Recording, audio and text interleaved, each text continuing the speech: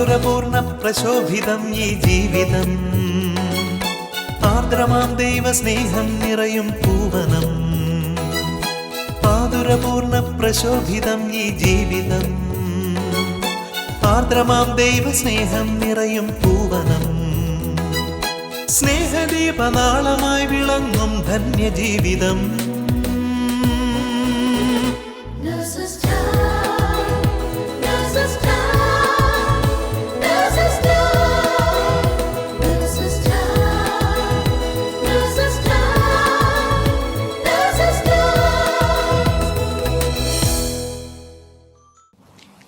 ഈശോ മിശിഹായ്ക്ക് സ്തുതിയായിരിക്കട്ടെ. വേദനയും ത്യാഗവും ഉൾക്കൊള്ളുന്ന സ്നേഹമാണ് യഥാർത്ഥ സ്നേഹം.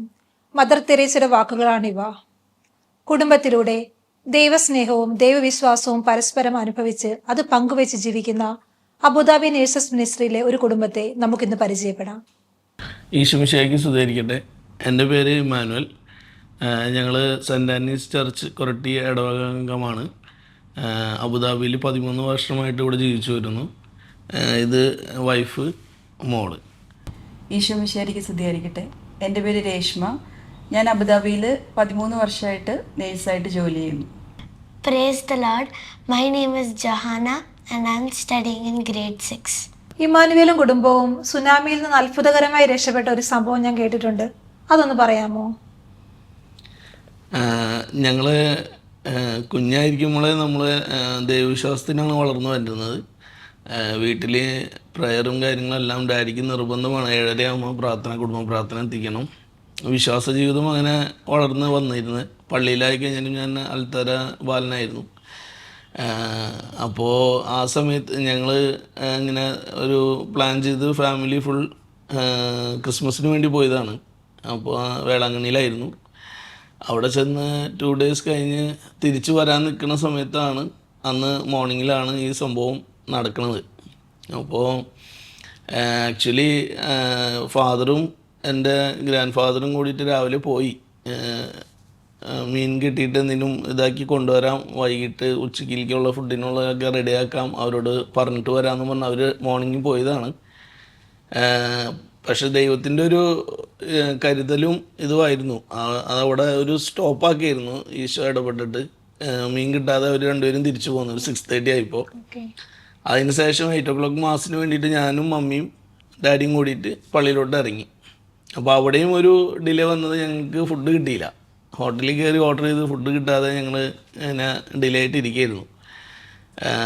ആ സമയത്താണ് സുനാമി ഉണ്ടാവണേ. അപ്പോൾ ഞങ്ങൾ പള്ളി എത്തിയില്ല. അതിക്ക് മുമ്പേ വെള്ളം വന്നത്, കടൽ അവിടെയാണെങ്കിൽ ഇപ്പുറ സൈഡിൽ നിന്ന് വെള്ളം കയറിയിട്ടാണ് വന്നത് ടോട്ടലി. അപ്പോൾ എന്ത് ചെയ്യണമെന്നൊന്നും അറിയില്ല. ഞങ്ങൾ ഓടി അടുത്തുള്ളൊരു പോലീസ് കോട്ടേജിൻ്റെ ഇതിൽ കയറി നിന്നു. അങ്ങനെ ഞങ്ങൾ 5 hours വരെ സ്പ്ലിറ്റായി. അപ്പോൾ അപ്പനും അമ്മാമ്മയും വേറെ ഫ്ലാറ്റിൽ, ഞങ്ങൾ ഇങ്ങനെ ഇവിടെ സ്റ്റക്കായി പോയി. അപ്പോൾ അതൊരു ദൈവത്തിൻ്റെ ഒരു ഇതായിരുന്നു, പരിപാലനമായിരുന്നു ഞങ്ങൾക്ക് കിട്ടിയത്. അങ്ങനെ ഞങ്ങൾ അതിൽ നിന്ന് രക്ഷപ്പെട്ട് ഒരു 5 മണിക്കൂർ കഴിഞ്ഞിട്ടാണ് പിന്നെ കണ്ടുമുട്ടണത് തിരിച്ച് ചെല്ലുമ്പോൾ. അപ്പോൾ അവർ വിചാരിച്ചു മക്കളെല്ലാം പോയി എന്നുള്ളൊരു ഇതായിരുന്നു. അപ്പോൾ അതിലും ദൈവത്തിൻ്റെ ഒരു വലിയൊരു അത്ഭുതമാണ് നടന്നത് ഞങ്ങളുടെ കുടുംബത്തിൽ. നമ്മൾ മാനുഷികപരമായി ചിന്തിക്കുമ്പോൾ അല്ലേ, മൊത്തം തടസ്സങ്ങളായിരുന്നു, മുന്നോട്ട് പോകുന്നില്ല. പക്ഷേ ദൈവം അത് പ്രത്യേകമായിട്ട് അത് ക്രമീകരിച്ച് അല്ലെ, അപകടത്തിൽ നിന്ന് നിങ്ങളെ അത്ഭുതകരമായി രക്ഷിച്ചു. നമ്മൾ കാണുന്ന പോലെയല്ല ഈശോ കാണുന്നത്. ഈശോ നമ്മളതിൽ മുമ്പ് തന്നെ അതവിടെ ആൾക്കറിയാം എന്ത് സംഭവിക്കും നമുക്കുള്ളത്. അപ്പോൾ അതെല്ലാം നമുക്കത് ക്രമീകരിച്ച് മാറ്റി നമ്മളെ പരിപാലിച്ച് കൊണ്ട് നടക്കുന്ന ഒരു സ്നേഹമാണ് ഈശോൻ്റെ സ്നേഹം. മാതാവിൻ്റെയും അത്ഭുതം അതാണ്. മാതാവും കുടുംബത്തിൽ നമുക്ക് വേണ്ടിയിട്ട് ഒരുപാട് അത്ഭുതങ്ങൾ നമുക്ക് ലഭിച്ചിട്ടുണ്ട്. ഇപ്പോൾ ഈ ജീവിതത്തിലെ ഉടനീളം ഫുള്ളായിട്ട് എല്ലാം എന്താ പറയുക, ദൈവത്തിൻ്റെ ഒരു അനുഗ്രഹം കൊണ്ട് നമുക്ക് കുടുംബത്തെ എല്ലാ കാര്യങ്ങളും നന്നായി പോകുന്നു. പ്രാർത്ഥനയുടെ ഒരു ബലം. ഡാഡിയും ബ്രെയിൻ ട്യൂമർ ആയിട്ട് ഇപ്പോൾ മരിച്ചിട്ട് 8 വർഷമായിട്ടുള്ളൂ. അപ്പോൾ ഇത്രയും വർഷം നമ്മുടെ കൂടെ ജീവിച്ച ആൾ, അതും വലിയൊരു അത്ഭുതമാണ്. ആളും പ്രാർത്ഥന ജീവിതം ഭയങ്കര ഇതാണ്. ഡാഡിയിൽ നിന്നാണ് ഇമ്മാനുവേലിന്റെ വിശ്വാസ ജീവിതം തുടങ്ങുന്നത്. ഡാഡിയെ കണ്ട് ഡാഡി പിന്നെ പ്രാർത്ഥിക്കുമ്പോഴും കുടുംബ പ്രാർത്ഥനയുടെ സമയത്ത് തലയിൽ കൈവച്ച് പ്രാർത്ഥിക്കും. അത് അവരുടെയൊക്കെ ഒരു ബ്ലെസ്സിങ് ആണ് നമ്മൾ ഇന്ന് ഇപ്പം ഈ നിലയിലേക്കൊക്കെ എത്തിയിട്ടുള്ളത്. രേഷ്മയുടെ ചെറുപ്പകാലമൊക്കെ എങ്ങനെയായിരുന്നു? വിശ്വാസവും ജീവിതവും ഒക്കെ എങ്ങനെയായിരുന്നു? ചെറുപ്പത്തിൽ എന്ന് വെച്ച് കഴിഞ്ഞാല് കുടുംബത്തില് ഭയങ്കരമായിട്ടുള്ളൊരു ഭക്തി കാര്യങ്ങളുള്ള ഒരു കുടുംബമൊന്നും ആയിരുന്നില്ല. നമ്മള് സാധാരണ പോലെ തന്നെ ഞായറാഴ്ച പള്ളി പോകുന്നു, കുടുംബ പ്രാർത്ഥന അത് മുടങ്ങാതെ എത്തിക്കുമായിരുന്നു. അതിലുപരി കൂടുതലായിട്ടുള്ള എൻ്റെ വിശ്വാസ ജീവിതം വർദ്ധിച്ചു വന്നത് തിരുവാലസഖ്യം പോലെയുള്ള കുട്ടികളുടെ പരിപാടികളിലൂടെയാണ്.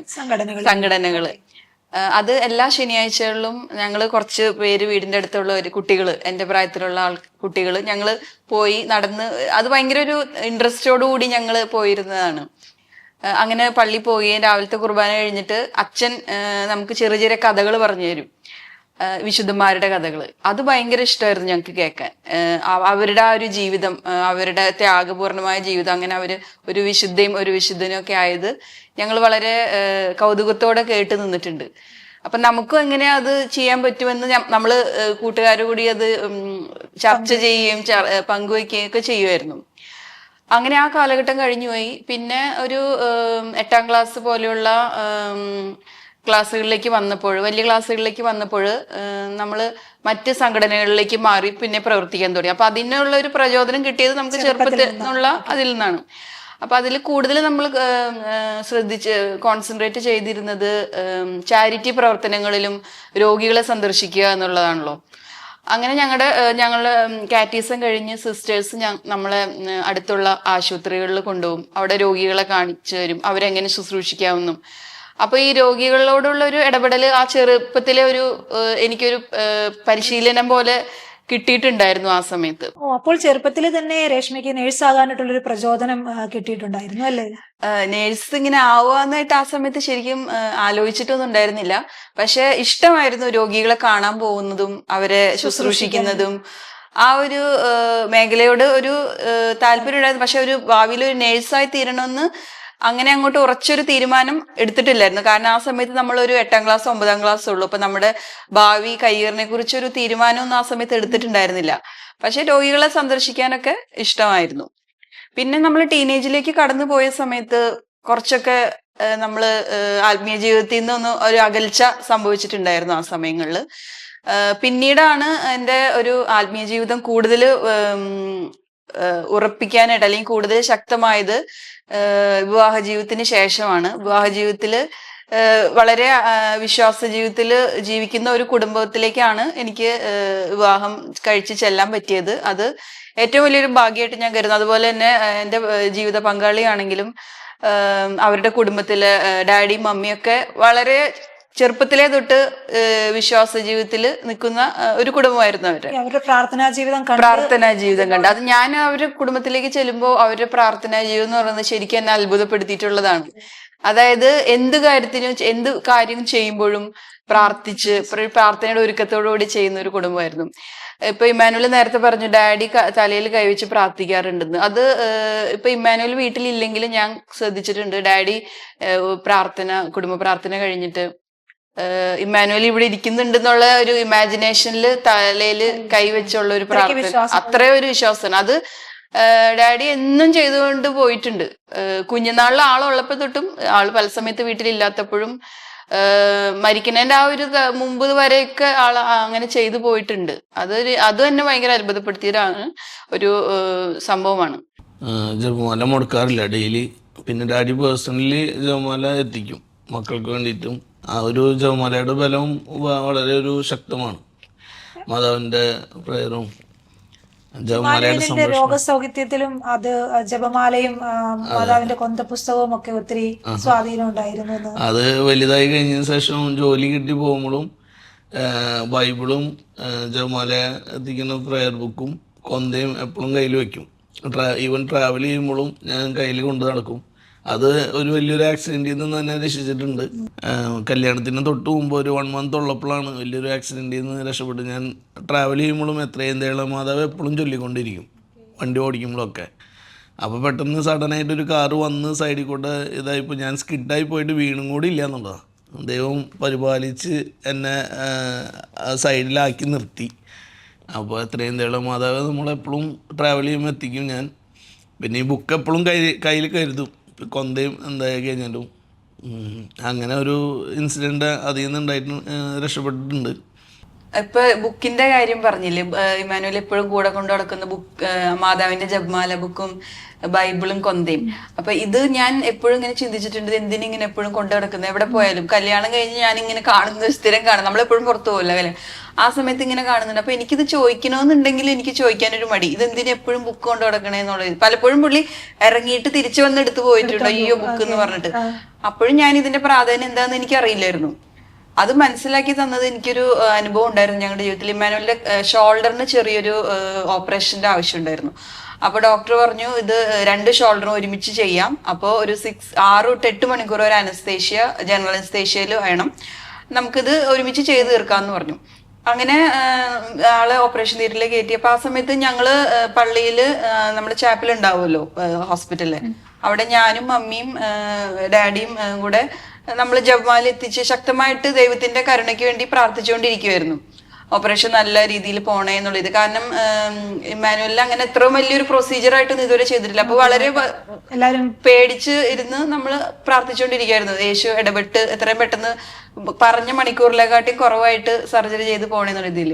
അങ്ങനെ പ്രാർത്ഥിച്ച് എല്ലാം നമ്മൾ തിരിച്ച് റൂമിലേക്ക് വന്നു. അപ്പോഴാണ് അവർ പെട്ടെന്ന് ഫോൺ ചെയ്യുന്നത്, സർജറി കഴിഞ്ഞു, പക്ഷെ ഒരു പ്രശ്നമുണ്ട്, വെന്റിലേറ്ററിലായിരുന്നു ഇത്ര നേരം, നമ്മൾ പെട്ടെന്ന് വെന്റിലേറ്ററിൽ നിന്ന് മാറ്റിയപ്പോൾ ഓക്സിജന്റെ അളവ് നോർമലിൽ നിന്ന് പോയി കുറഞ്ഞു. അപ്പൊ അതുകൊണ്ട് പിന്നെയും വെന്റിലേറ്ററിന്റെ സപ്പോർട്ടിനോട് വേണം, ഇനി അങ്ങോട്ട് ഒരു 24 hour എങ്കിലും നമുക്ക് വേണമെന്ന് പറഞ്ഞു. അപ്പൊ ആ സമയത്ത് നമുക്ക് ആകെ പേടിച്ചു, എല്ലാവരും പേടിച്ചു. അപ്പൊ ഞങ്ങൾ വേഗം ഓടി റൂമിൽ നിന്ന്, നിങ്ങൾ ICUലേക്ക് പോന്നോ, പേഷ്യന്റിനെ കാണാന്ന് പറഞ്ഞു. നമ്മൾ വേഗം റൂമിൽ നിന്ന് ഓടുകയാണ്, എന്താന്ന് ചെയ്യുന്ന അറിയില്ല, ആകെ ഒരു എപ്രാളായിരുന്നു ആ സമയത്ത്. അപ്പൊ തിരിച്ച് മമ്മി പറഞ്ഞില്ല, അവന്റെ ബുക്കും കൊന്ത ഇവിടെ ഇരിക്കുന്നത്, അതും കൂടെ കൊണ്ടുപോകണം, ഇതാണ് അവന്റെ ധൈര്യം, അപ്പൊ ദൈവത്തിന്റെ സംരക്ഷണം ഇതിലൂടെ കിട്ടുന്നതെന്ന് പറഞ്ഞു. അപ്പൊ മമ്മി വേഗം പോയി ബുക്ക് എടുത്ത് കൊന്തെടുത്ത് ഞങ്ങൾ ICU ചെന്നു. സിസ്റ്ററോട് കണ്ടു, ഞങ്ങൾ എന്റെ സിസ്റ്ററോട് പറഞ്ഞു, സിസ്റ്റർ ഇതാ പേഷ്യന്റിന്റെ അടുത്ത് വെക്കണം, പില്ലോന്റെ അടിയിൽ വെക്കണം, ദൈവത്തിന്റെ സംരക്ഷണം പുള്ളിക്ക് ഉണ്ടാവാനായിട്ടാന്ന് പറഞ്ഞു. അങ്ങനെ അത് വെച്ചു, രോഗിനെ കണ്ടിറങ്ങി. അപ്പൊ തന്നെ ഡോക്ടർ പറഞ്ഞു, കുറച്ച് കഴിഞ്ഞപ്പോ പറഞ്ഞു, ഈ അവസ്ഥയ്ക്ക് ഒരു മാറ്റം ഉണ്ടായിട്ടുണ്ട്, നമ്മൾ വിചാരിച്ച പോലെ 24 മണിക്കൂർ വേണ്ട, പെട്ടെന്ന് തന്നെ രോഗിനെ വെന്റിലേറ്ററിൽ നിന്ന് മാറ്റാവുന്നു. വലിയൊരു സൗഖ്യമാണ് നമുക്ക് യേശു തന്നത്. ആ ഒരു ബുക്കും മാതാവിന്റെ കൊന്തയും തന്നൊരു അത്ഭുതമാണ് അവിടെ സംഭവിച്ചത്. അതുപോലെ അതിനുശേഷം ഇപ്പോൾ ഈ ഇത്രയും വർഷങ്ങളായി, അപ്പോൾ എനിക്ക് വേറൊരു രോഗസൗഖ്യം കിട്ടിയെന്ന് പറഞ്ഞാൽ അത് വലിയൊരു അത്ഭുതമാണ്. ഹിപ്പിന് ഇത് വന്നു, അത് വർഷങ്ങൾ കഴിഞ്ഞ് മോള് ജനിച്ച് കഴിഞ്ഞിട്ട് ആ ടൈമിലായിരുന്നു. അത് അബുദാബിയിൽ വന്ന് കഴിഞ്ഞ ആ സമയത്ത് 2015 അത് സർജറി കഴിഞ്ഞപ്പോൾ അല്ലാതെ സെയിം ഇതന്നെ ഹിപ്പിന് വന്നത്. അപ്പോൾ ഡോക്ടർ പറഞ്ഞു ആദ്യം ഹിപ്പിനെ ശരിക്കും വരാം, പക്ഷെ അത് വന്നു പോയി. അപ്പോൾ റീപ്ലേസ്മെന്റ് പറഞ്ഞു, ഹിപ്പ് റീപ്ലേസ്മെന്റ് പറഞ്ഞു. അപ്പോൾ ഡോക്ടർ പറഞ്ഞു അതിപ്പോൾ നിൽക്കണ്ട, ബോൺ ഗ്രാഫ്റ്റിംഗ് ചെയ്യാന്ന് പറഞ്ഞിട്ട് ചെയ്തു. 7 month ഗ്യാരണ്ടിയേ പറഞ്ഞുള്ളൂ ഡോക്ടേഴ്സ്. അത് സെയിം 7 month പെയിൻ സ്റ്റാർട്ട് ചെയ്തു, കാല് ഒരു അടി താഴ്ത്തു വയ്ക്കാൻ പറ്റുന്നില്ല. അങ്ങനെ ഹോസ്പിറ്റലിൽ പോയി കണ്ടു. അപ്പോൾ ഡോക്ടർ സ്കാനിങ് കഴിഞ്ഞപ്പോൾ പറഞ്ഞു നമുക്കത് എന്തായാലും റീപ്ലേസ്മെന്റ് വേണം, രണ്ടാമത് പിന്നെയും സർജറി പറഞ്ഞു. വലിയൊരു സർജറി. അത് പറഞ്ഞപ്പോൾ ഞാൻ പള്ളിയിൽ പോയി പ്രാർത്ഥിച്ചു, ഈശോനോട് നേരിട്ട് സംസാരിച്ചു, ഇനി എന്നെ കീറി മുറിക്കാൻ വിടരുത്, മരിക്കണ വരെ നടത്തിക്കോ. ഇപ്പോൾ 11 വർഷമായി, ഒരു കുഴപ്പമില്ല, ഹിപ്പ് റീപ്ലേസ്മെന്റ് വന്നിട്ടില്ല, ഒന്നും വന്നിട്ടില്ല. ദൈവത്തിന്റെ അനുഗ്രഹം കൊണ്ട് നടക്കാം, കുഴപ്പമൊന്നുമില്ല.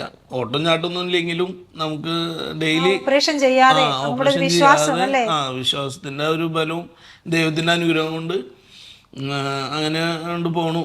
പിന്നെ അത് അന്നും ഇതേപോലെ ഒരു ഇതിൽ നമ്മൾ ധ്യാനത്തിന് കൂടിയിട്ടുണ്ടായിരുന്നു. അപ്പോൾ അന്ന് അച്ഛൻ പറയായിരുന്നു വിശ്വാസ പ്രമാണം എത്തിക്കണം, 33 വിശ്വാസ പ്രമാണം ഡെയിലി.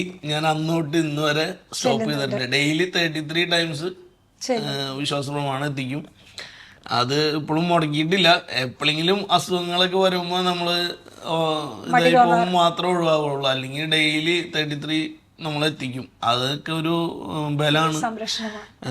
പിന്നെ കർത്താവിൻ്റെ സംരക്ഷണം, സങ്കീർത്തനം 91 അത് ഡെയിലി എത്തിക്കും 2 times. പിന്നെ സങ്കീർത്തനം 121 പർവ്വതങ്ങളിലേക്ക് കണ്ണുകൾ ഉയർത്തുന്നു, എനിക്ക് സഹായം അവിടെ നിന്ന് വരും, സഹായം ദൈവത്തിൽ നിന്ന് വരുന്നു. ആ വചനങ്ങളുടെ ഒരു ബലം നമുക്ക് എപ്പോഴും ഉണ്ട്, അത് നമ്മൾ എപ്പോഴും റിപ്പീറ്റ് ചെയ്തെത്തിക്കും. അപ്പോൾ ആ ഒരു സഹായവും ബലവും ഉടനീളം ജീവിതത്തിൽ നമുക്ക് കിട്ടിക്കൊണ്ടിരിക്കാം. അതുപോലെ പാരൻസിൻ്റെ പ്രെയർ അത് മസ്റ്റായിട്ട് മക്കൾക്ക് ഉപകാരപ്പെടും ജീവിതത്തിൽ. അതൊരു ഇത്. പിന്നെ നമുക്ക് ഇവിടെ ജോലി കിട്ടിയതും അതൊക്കെ ദൈവാനുഗ്രഹമാണ്. ദൈവം ഇടപെട്ട് ഓരോന്നും ക്രമീകരിച്ച് തന്നിട്ടാണ് എനിക്കും വൈഫിനും ഇവിടെ വന്ന് ജോലി കിട്ടിയതും. യെസ്, അതാണ്. അതൊരു ഇൻസിഡൻ്റ് ആണ്. അതുപോലെ എനിക്ക് ജോലിക്ക് വേണ്ടിയിട്ട് ഞാൻ വിസ കഴിയുന്ന ടൈമിൽ 3 month വിസിറ്റിങ്ങിന് വന്നത്. 15 days കൂടി ഉള്ളൂ. ആ ടൈമിലാണ് എനിക്ക് ജോലി കിട്ടുന്നത്. പല പ്രാവശ്യവും ഞാൻ പോകണം എന്ന് വിചാരിക്കുന്നിടത്തേക്ക് എനിക്ക് എത്തിപ്പെടാൻ പറ്റിയിട്ടില്ല. അന്ന് എല്ലാ സ്ഥലങ്ങളിലും ജ്വല്ലറിയിലൊക്കെ ഞാൻ പോകും, CV കൊടുക്കും. ഒരു ജ്വല്ലറിയിൽ മാത്രം എനിക്ക് പോകാൻ തോന്നുന്നുണ്ടായിരുന്നില്ല. പിന്നീട് ആരോ ഇങ്ങനെ നമ്മളെ പുഷ് ചെയ്യണ പോലെ ഒരു ദിവസം ചെന്ന് നിന്നിട്ട് ഞാൻ തിരിച്ചു പോന്നിട്ടുണ്ട് ആ സ്പോട്ടിൽ നിന്ന്. അപ്പോൾ അന്ന് ഇങ്ങനെ ഒരു നമുക്ക് വചനത്തിലൂടെ പറയണ്ടല്ലോ, എനിക്ക് ഒരു ചെവിയിലും സ്വരം ശ്രവിക്കും, ഇതാണ് വഴി, ഇതിലെ പോവുക എന്ന് പറയുന്ന പോലെ എനിക്ക് അവിടെ നിന്നൊരു പുഷിങ് ആയിരുന്നു. അങ്ങനെ ഞാൻ ആ ജ്വല്ലറിയിൽ പോയി CV കൊടുത്തപ്പോൾ അവർ പറഞ്ഞ് ഇങ്ങനെ ദുബായി പോയി ഇന്നാളെ കാണാം. അവിടെയും ദൈവത്തിൻ്റെ ഒരു പരിപാലനയാണ്. അതായത് ദൈവം അത്രയും നാൾ എനിക്ക് ഡിലേ വരുത്തിയത് ഹി ഹാസ് സം പ്ലാനിങ്. നമുക്ക് വേണ്ടത് അവിടെ ക്രമീകരിച്ച് തരാണ്. ഇത്രയും മാസം 2 മാസം കഴിഞ്ഞിട്ട് ഞാൻ അവിടെ ചെന്ന്, അപ്പോൾ എനിക്ക് ജോലിയുടെ ഇടയിൽ കൂടെ ഞാൻ വൈഫിനും ഇങ്ങനെ CV കൊടുക്കും കാര്യങ്ങളൊക്കെ ആയിരുന്നു. അന്ന് ആളെ കാണാൻ വേണ്ടി പോയി. 8:30 അവിടെ ചെന്ന് കാണണമെന്ന് പറഞ്ഞു. ഞാൻ 6:30 ആയപ്പോഴേക്കും ഇവിടെ നിന്ന് പോയി. ആളെ കാണാൻ കിട്ടിയത് നൈറ്റ് 8:30 അപ്പോൾ ഒരു സമയത്തും നമുക്ക് മാറാൻ പറ്റില്ല, എപ്പോഴോ വന്ന് പോകും ആൾ. അപ്പോൾ ആ ടൈമിൽ ഒരു 11-12 ആയപ്പോൾ ഒരാൾ അടുത്ത് വന്നിരുന്നു. ആളെ കാണാൻ വേണ്ടി വന്നത്, മീഡിയയിൽ വർക്ക് ചെയ്യുന്ന ഒരാൾ. അപ്പോൾ പുള്ളി എൻ്റെ അടുത്ത് വന്നിരുന്നിട്ട് പറഞ്ഞു, ഇങ്ങനെ വർത്തനൊക്കെ പറഞ്ഞ് പോകാൻ നേരത്തെ എനിക്കൊരു നമ്പർ തന്നിട്ട് പറഞ്ഞു, ഇങ്ങനെ അബുദാബിയിൽ ഇന്ന ആളെ കാണാൻ വൈഫിൻ്റെ കാര്യത്തിന് വേണ്ടിയിട്ട്. അതും ദൈവം ക്രമീകരിച്ചു തരാം. ഇല്ലെങ്കിൽ എനിക്ക് ആ സമയത്ത് ആളെൻ്റെ അടുത്ത് വന്നിരിക്കാനും എന്നോട് സംസാരിക്കാനും നമ്മുടെ അവസ്ഥകൾ കേട്ടിട്ട് നമ്മൾ സഹായിക്കാൻ തോന്നുന്നത് ദൈവം അതിൽ ഇടപെട്ടിട്ടാണ് അങ്ങനെ ഒരു വഴി ഒരുക്കി തന്നത്. ആ വഴിയിലൂടെ വന്നു പുള്ളിക്കാരത്തേക്ക് 1 month വിസയ്ക്ക് ഞാൻ കൊണ്ടുവന്നത്. അപ്പോഴും എല്ലാവരും പറഞ്ഞു 1 monthനൊക്കെ പോയി കഴിഞ്ഞാൽ എന്താവും. പക്ഷെ ഞാൻ അത് എടുത്തു. ദൈവം നമുക്ക് ഒരു സ്റ്റെപ്പ് സ്റ്റോൺ തരും.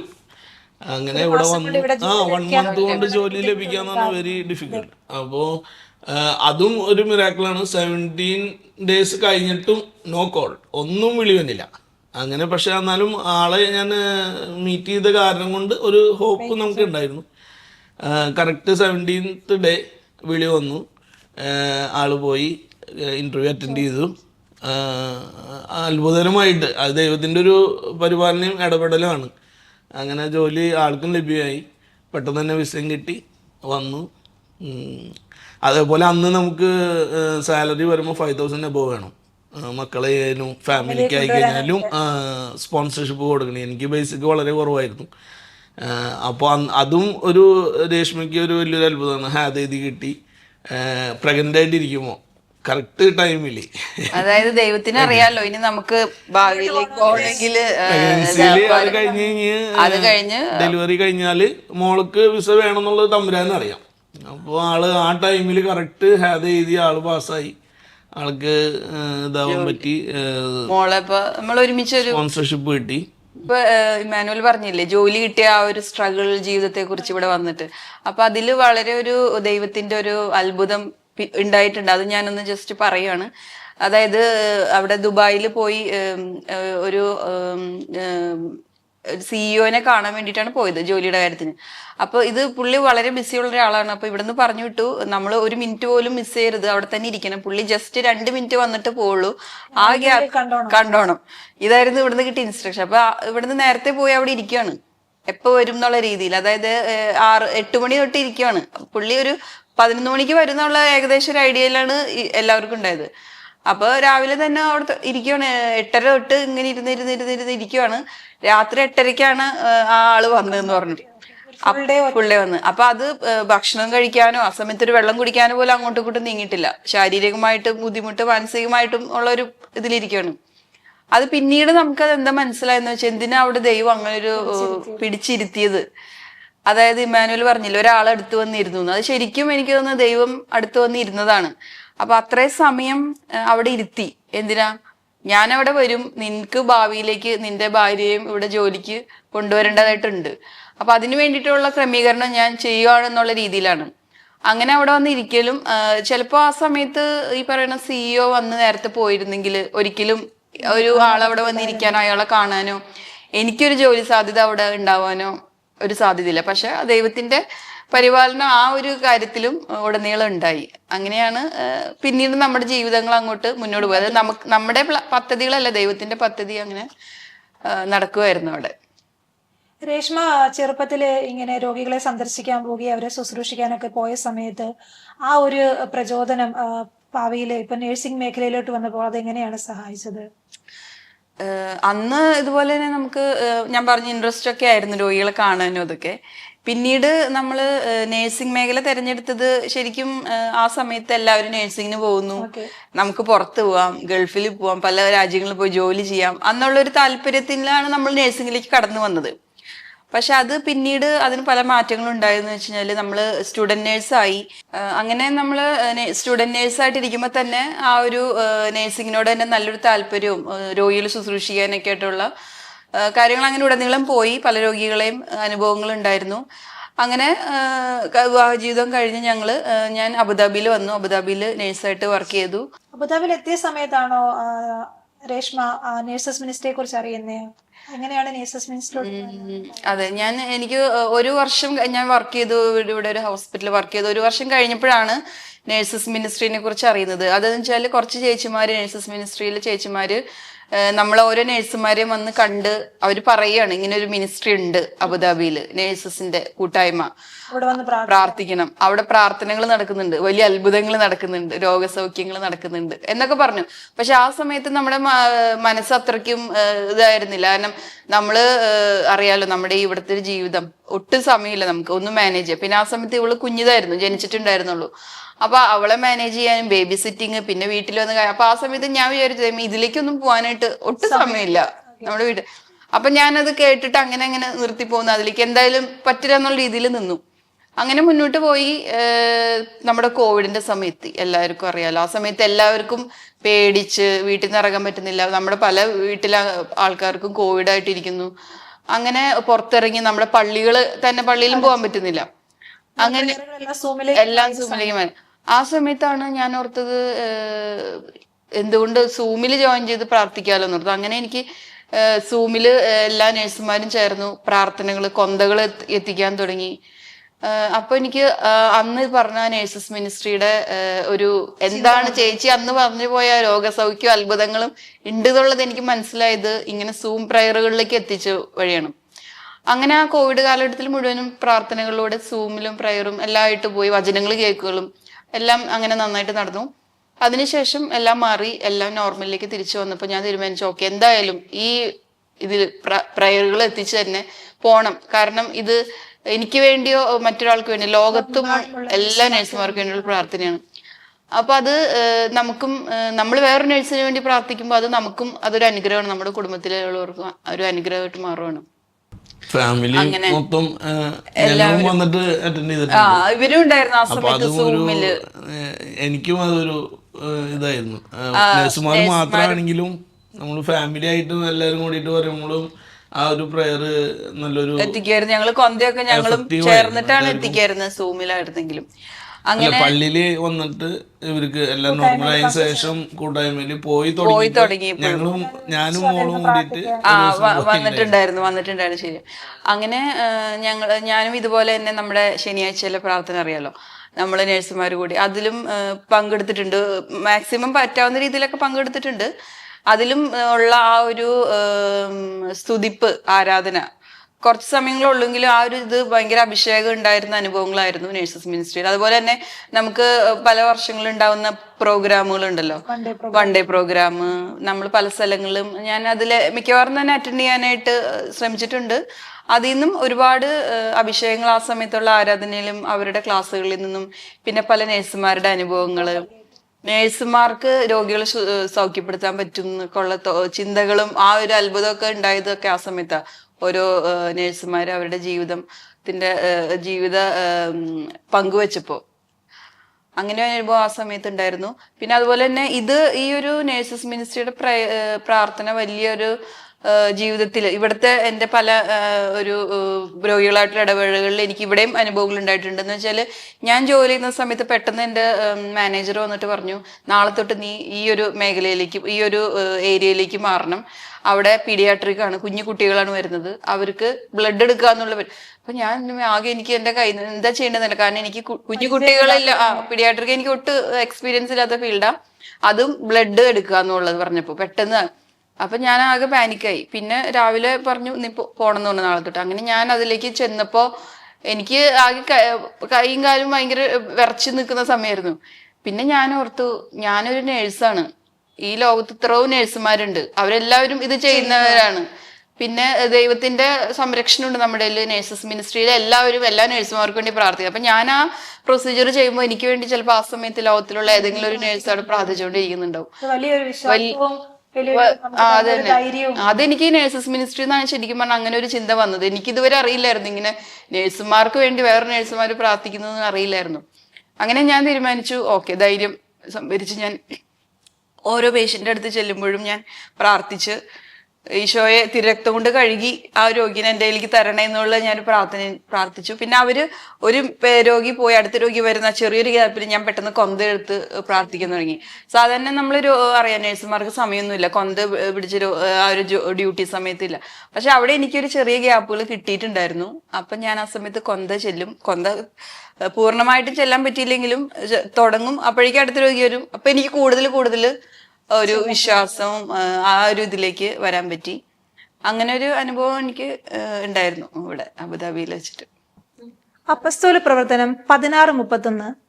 കർത്താവായ യേശുവിൽ വിശ്വസിക്കുക, നീയും നിന്റെ കുടുംബവും രക്ഷ പ്രാപിക്കും. നമ്മൾ ഇന്നീ കേട്ട കുടുംബത്തിന്റെ ദൈവാശ്രയ ബോധവും ദൈവവിശ്വാസവും എത്ര മനോഹരമായി അവരുടെ കുടുംബത്തെ മുന്നോട്ട് നയിക്കുന്നു. നമ്മുടെ ജീവിതത്തിലെ ചെറിയ കാര്യങ്ങൾ പോലും നമ്മൾ ഈശോയെ ഏൽപ്പിക്കുമ്പോൾ, ദൈവത്തിൽ ആശ്രയിക്കുമ്പോൾ അതെത്ര മനോഹരമായി ക്രമീകരിക്കപ്പെടുന്നു. ഇങ്ങനെയുള്ളൊരു വിശ്വാസം എല്ലാവർക്കും ഉണ്ടാകട്ടെ എന്ന് പ്രാർത്ഥിക്കുന്നു. അതിനുള്ള കൃപയ്ക്കായി ലോകമെമ്പാടുമുള്ള എല്ലാ നഴ്സുമാരെയും അവരുടെ കുടുംബങ്ങളെയും പരിശുദ്ധ അമ്മയുടെ വിമല ഹൃദയം വഴിയായി ഈശോയ്ക്ക് സമർപ്പിച്ചുകൊണ്ട് നമുക്ക് പ്രാർത്ഥിക്കാം. ഓരോ നഴ്സും ഒരു വിശുദ്ധനായി ഒരു വിശുദ്ധയായി തീരട്ടെ. ആമേൻ. ദൈവമാതാവും ഞങ്ങളുടെ അമ്മയുമായ കന്യകാമറിയമേ, ഫാത്തിമാനാഥേ, എന്നെയും എൻ്റെ കുടുംബത്തെയും തിരുസഭയെയും മാനവകുലത്തെയും ലോകമെമ്പാടുമുള്ള നേഴ്സുമാരെയും അങ്ങേ വിമല ഹൃദയത്തിന് പ്രതിഷ്ഠിക്കുന്നു. അങ്ങേ ശക്തിയുള്ള സംരക്ഷണത്തിൽ ഞങ്ങളെ കാത്തുകൊള്ളണമേ. അങ്ങ് ഞങ്ങളുടെ നാഥയും സംരക്ഷകയുമാകണമേ. ആത്മീയവും ശാരീരികവുമായ സകല അപകടങ്ങളിലും ക്ലേശങ്ങളിലും നിന്ന് ഞങ്ങളെ രക്ഷിച്ചുകൊള്ളണമേ. എല്ലാറ്റിലും ദൈവേഷ്ടം കണ്ടെത്തി നിറവേറ്റുവാനും യേശുവിൻ്റെ തിരുഹൃദയത്തിന് പ്രീതികരമായ വിധത്തിൽ ജീവിച്ച് സ്വർഗഭാഗ്യത്തിലെത്തിച്ചേരുവാനും കാരുണ്യനാഥേ, ഞങ്ങളുടെ സ്നേഹമുള്ള അമ്മേ, ഞങ്ങളെ സഹായിക്കണമേ. ആമേൻ.